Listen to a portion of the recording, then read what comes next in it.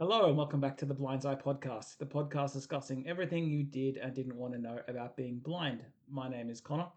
I've kind of been away for a while. It's been a couple of years since I've done this podcast.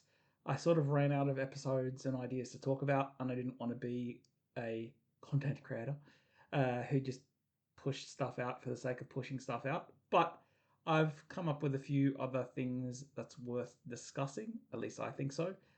So I wanted to throw my hat back in the ring and put a few more of these things out there. As always, if you like what I do, please consider following or subscribing on any of the things that you follow or subscribe things on. I'm now on YouTube as well as all the podcast platforms. So leave a like, subscribe, follow, share, anything of that nature will be good. The social media links from other episodes are all inactive because I just walked away from it for a while. So I don't have any of that set up. So just, yeah, keep that in mind. So today I wanted to talk about the Android versus iPhone debate as it refers to the blind community because there is a lot of a debate out there, and my situation has changed in terms of my smartphone use recently, which has kind of given me a new perspective on what's possible, what's not possible. But also, I just find it an interesting conversation within the blind community about what is and isn't accessible or what's too much of a risk versus keeping the safe sort of ground, safe route, the known knowns and instead of the unknown quantities. And I just wanted to have a bit of a chat about that and my new experiences.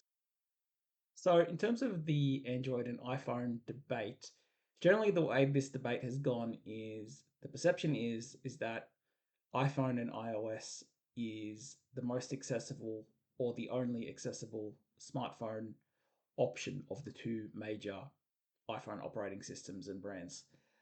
I subscribed to this for a long time, mostly because I didn't know any better. And this isn't me crapping on anybody who has a different opinion, but I think that kind of comes to the heart of it because as a blind person, when you're finding out about what smartphones are out there, you tend to ask other blind people. And because iPhone was such ahead of the game, Apple was so far ahead of the game in terms of accessibility over all of these years, everybody who was blind or vision impaired will tell you that you need to get yourself an iPhone because that was their experience. That was the experience of everybody else that they knew. So it kind of became a self fulfilling prophecy, I would add, because it's all you heard about and it got constantly reinforced. It's also a reinforcing factor because a lot of the blindness organizations that you will speak to about all of this, they will only teach you iPhone and iOS related smart devices when it comes to these areas, particularly around phones. So again, that reinforces the idea that this is the only safe avenue of smartphone access that exists.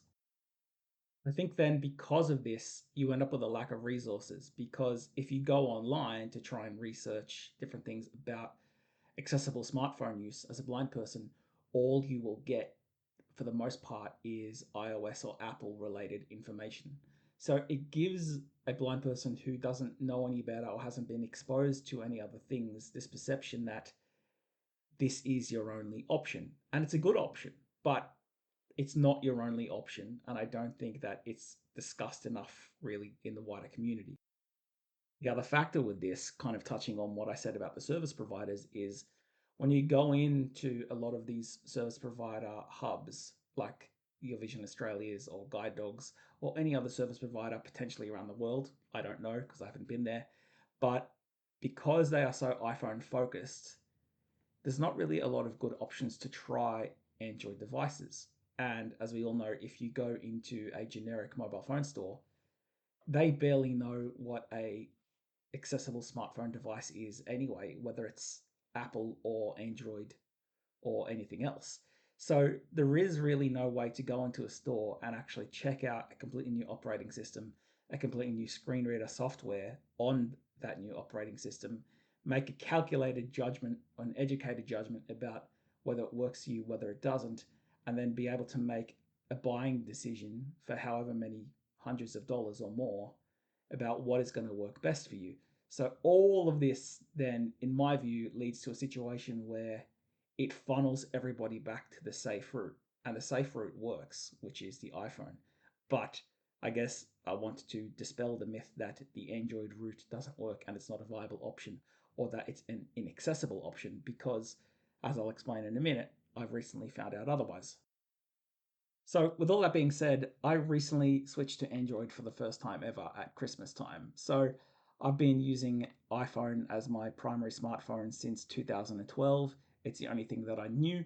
I think at the time, Android weren't great on the accessibility stuff, or at least it wasn't as intuitive as the iPhone option was, which kept me away from it for a long time. But also, any company that uses a closed ecosystem like Apple does, the longer you're in it, the harder it is to leave, because you have so many of your books or purchases or other devices that are specifically linked to work well with that device.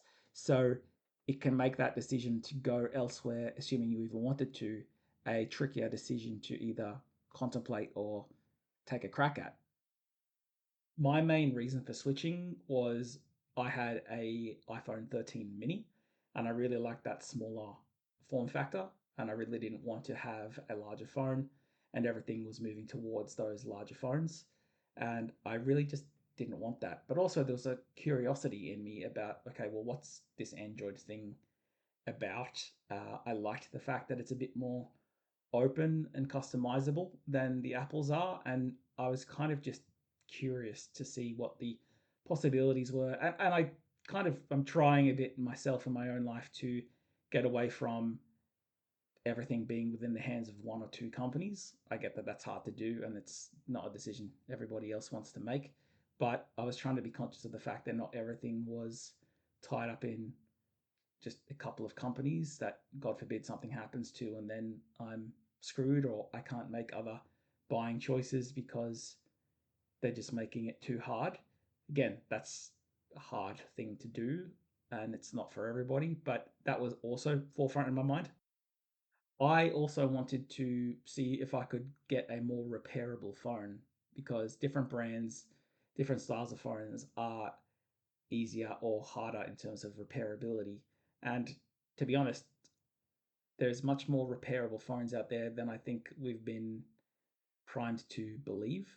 And I didn't want to have to switch something out every couple of years just because it became obsolete for no other good reason than it just can't be repaired without you needing to buy a new one. Because again, there's plenty of options out there, but a lot of those options happen to be in the Android space, because Android is the operating system and then all the hardware is made by umpteen different brands.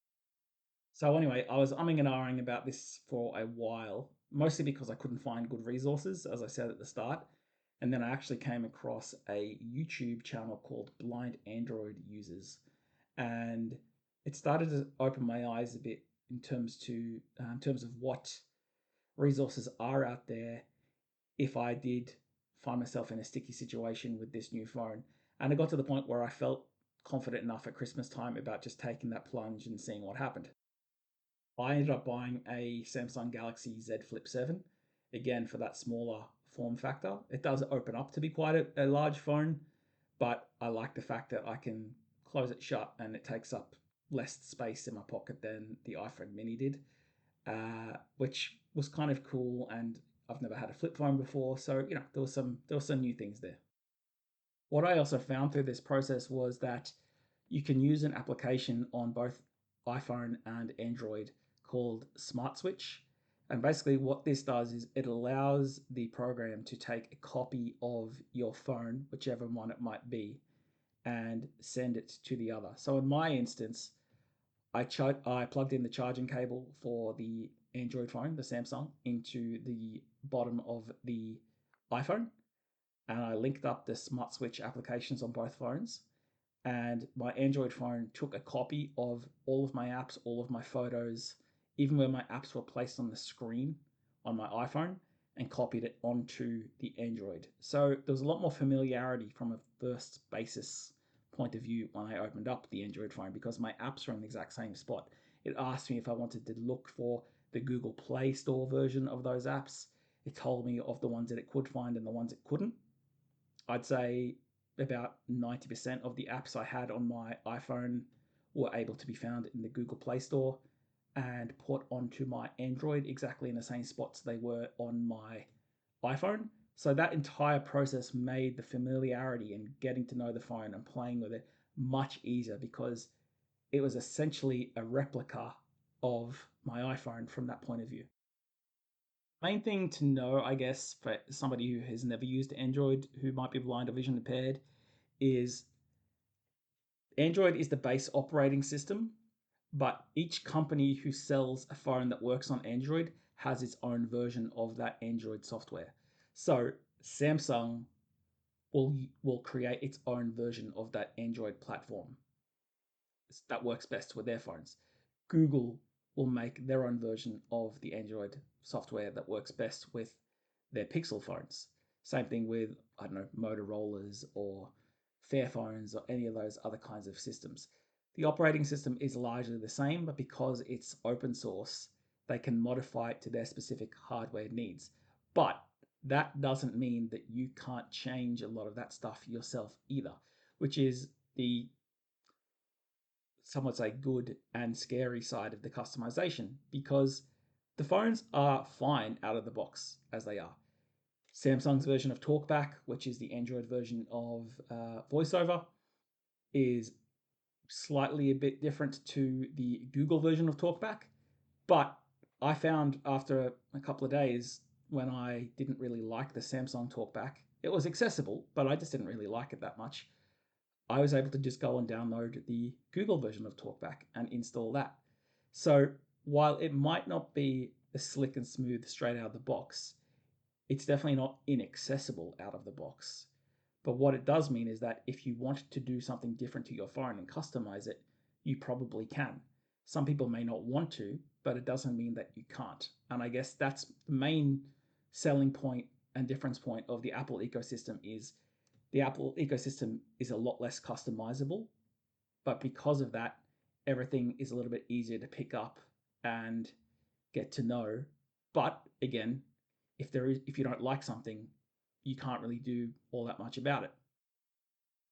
To find some of these customizations, I use that resource that I told you about, Blind Android Users on YouTube, and they talked me through how to do these changes and what I needed to know in terms of either maybe changing the keyboards or changing any number of customizations around to make the phone work more smoothly, to make the talkback more responsive, to reduce the lag, any number of things.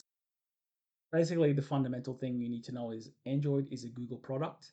Therefore, it is going to work best with most things Google related, but it doesn't mean that it won't work with other things that aren't Google. And it doesn't mean that all of those things aren't accessible. It's fully accessible. It's just different to the iPhone in some ways, but in other ways, it's actually quite similar. In terms of the similarities, just to name a few, you're still dragging your thumb around on the screen until you're hearing the icon you're on and then double clicking. There is also a feature inside the TalkBack that you can do a single click touch. So basically, I can drag my finger to an app icon and then I can just touch the screen once and that will also open it. But I can also touch it with a double tap. So I can do both at the same time, whichever way I want to use it. And I find it takes a little bit of getting used to, but it's actually just as a quicker way of navigating around the screen as you would on an iPhone, where you always have to double click. So again, very, very similar kind of experience to one another. You're also still using the Google Play Store as your app store instead of the Apple App Store. All the same things work. You're downloading and installing files. All of that kind of stuff happens in the same way.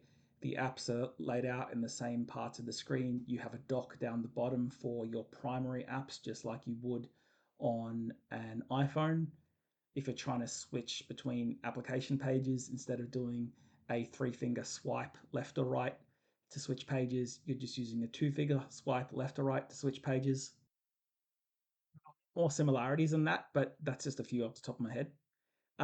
In terms of differences, some of the big differences between it is the Android has what I would say is like an L-shaped gesture. So um, I've set it up on mine that if I want to return home, instead of having a home button or a home gesture down the bottom of the screen like you would in an iPhone, you have a home gesture which can be used anywhere on the screen, where essentially you flick your finger up and then you flick it to the left in an L shape.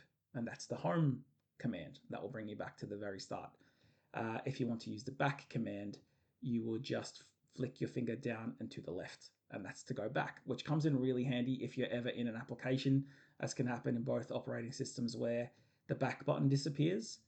Well, in this case, you don't even really need to go and find the back button because you have a back gesture, which will always work regardless of how well coded the back button is in a third party application uh, program. You also have a talkback gesture, which is down and to the right, which will open up talkback voice command. I believe it's a voice command, and then you can talk to talkback and tell it what it is that you're trying to do, whether you want to increase your speech volume or your speech rate, anything like that. You can just talk to it and tell it to do that. You can do the same where you swipe up and to the right. Again, all of these are different orientations of L-shaped gestures with your finger. And that will open up the talkback menu.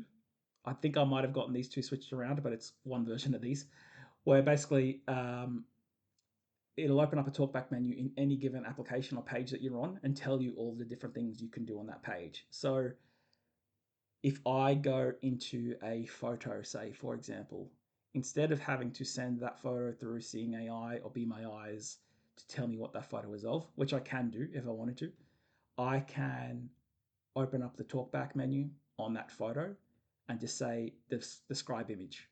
And then talkback will just use its built in AI to tell me what that image looks like. So I don't have to hit the share button and then share it with Seeing AI or Be My Eyes to tell me what's in that picture. Again, I can do that if I wanted to, but I don't have to. One of the other differences is instead of having a rotor to go between speech rate, words, characters, volume, any of those other things that you've triggered or not triggered on your rotor, you have reading controls which work the same way. So to basically use the rotor version of iPhone on the Android, you swipe your fingers three to the right or three to the left, and then that will go through your rotor options, and then you will use it the exact same way essentially as you would on an iPhone. There are definitely things about the phone that I find more frustrating than iPhone, but at the same time, there were things about iPhone that I also found frustrating which don't occur on the Android. So I guess my reason for this episode is not to say Android is better, but my reason for this episode is to say that the debate in terms of accessibility is unnecessary because it's not a matter of accessibility, it's a matter of preference. I just think that people never get to really understand that because everything is geared up, either formally or informally, to push you towards an iPhone, which is fine because it works. People know that it works. But I'm just saying that Android is definitely an option. It's not inaccessible. It's not inaccessible out of the box. Yes, there are some things that are different, but it's really as not of a scary jump as what I thought it was a couple of months ago. I guess the other last thing that I will say on this is, which I think is often overlooked, is the fact of the matter is in the blind community, you have a lot of people who are either unemployed or underemployed. So while the iPhones are really, really good phones, especially from an accessibility point of view, the trouble is iPhone is a luxury brand. So you're almost never getting away with spending less than $1,000 on an iPhone.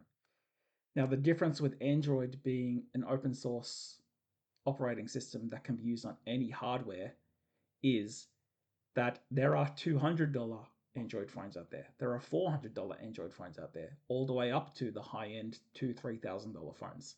So I think that it's also important for the debate or the conversation to realize that because we're in a situation where there's a lot of people who don't already have a lot of extra money to spend, and they might be told that the only phone that is ever going to work for them is an iPhone when that's just not true.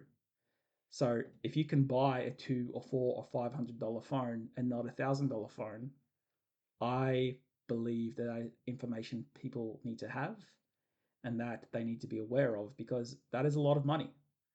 And at the end of the day, going back to what I said in the beginning, none of this is about accessibility, it's about preference. So, anyway, I hope that was interesting. Just thought I would share. Again, quite new to it. And I'm certainly not saying one is better than the other, but I just thought it'd be an interesting conversation to have and put it out into the world, because there's really not a lot of that kind of stuff out there. So, anyway, thanks for listening. It's the Blindseye podcast. My name is Connor. I've been talking to you today, and I will speak to you soon. Cheers.